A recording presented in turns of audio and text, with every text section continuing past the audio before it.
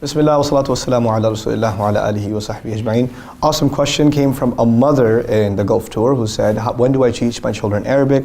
My boy is 2.5 years old. When do I begin to teach him Arabic grammar and Quran and tajweed and memorization? Because I want him to be raised with the Quran. What a beautiful concern you have with your child, that you want him to learn the Quran, but he's 3 years old. Chill out, lady. We want them to have what were you doing when you were 3 years old? You don't remember.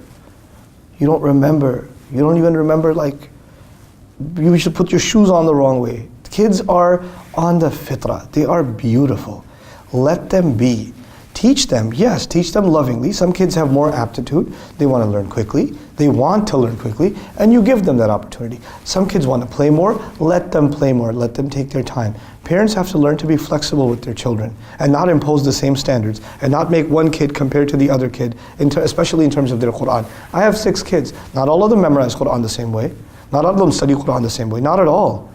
I have one child who memorizes something in like 5 minutes. She can memorize it. This is ridiculous. She's so fast at memorizing. It's amazing. I have another who can, the same thing could take her a month. And I don't compare, hey, why don't you be more like your sister? Huh? I don't do that. It's dhulm. This is dhulm. And it creates a hatred towards deen. Because of this book, my father likes my other sister more than me.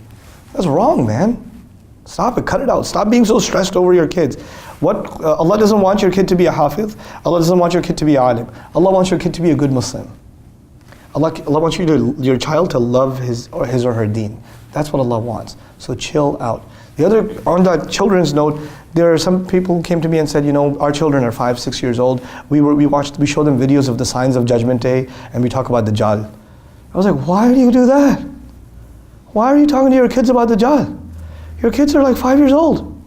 That's traumatizing, dude. I get scared reading about Dajjal. How are you going to tell a child about Dajjal? Listen, children are on the fitrah. They are on the fitrah. You know what that means? That right now, they are not responsible for any wrong that they do. Why do you want to put the fear of Allah in them when they don't have to have the fear of Allah in them? They don't. Fear of Allah is for someone who will be held responsible for their deeds. Yes or no? Right now is the age to expose them to the love of Allah, the mercy of Allah, the care of Allah, the gifts of Allah. That's the love of the Prophet ﷺ. Nothing about the fear, nothing about Jahannam, nothing about Yawm al-Qiyamah, nothing about Dajjal, nothing about great wars and No, hold on a second. This is not what kids need. It will traumatize them. They'll think of their deen in such scary terms. Children get terrified. And you don't tell me, oh no, we tell them some positive things too. It's not how it works. You can't show a kid a horror movie and then say, well, we showed him a teddy bear after that, so things should work out. No, you don't do that. You just don't do that. It's so damaging for children. In the beginning, we want to nurture that fitrah. They already came with a love of Allah. That's what Allah put inside of them. Nurture that love and don't replace it with fear. Fear will come later. When they get mature, when they get older, then we start talking about responsibility, accountability. Then you teach about Judgment Day. Then you teach those when they're at that age. Teaching that ahead of time just takes it all away. Same thing with teaching Quran, same thing with teaching anything to your children for that matter. Make things age appropriate and make things lovable. The biggest accomplishment in our day and age, wallahi, please listen to this carefully. The biggest accomplishment in our day and age with our children is not how much they will learn.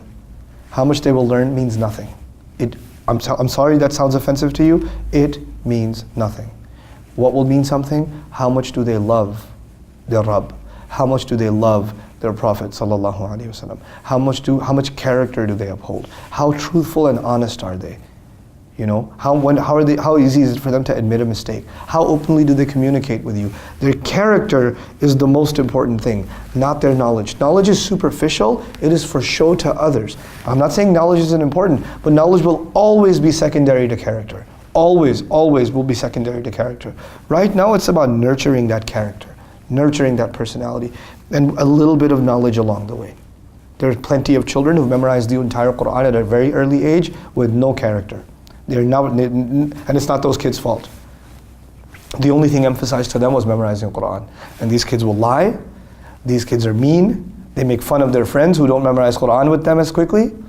All the things you're not supposed to do as a Muslim, they do, but they're hufaz of Quran. So they're trophies of our community. Come on, what have we done? We emphasize things that Allah doesn't emphasize, and we overlook things that Allah emphasizes. And yet we say we're serving the deen. We again have to restore balance. Knowledge has its place, character has its place, and that balance between the two has to be struck.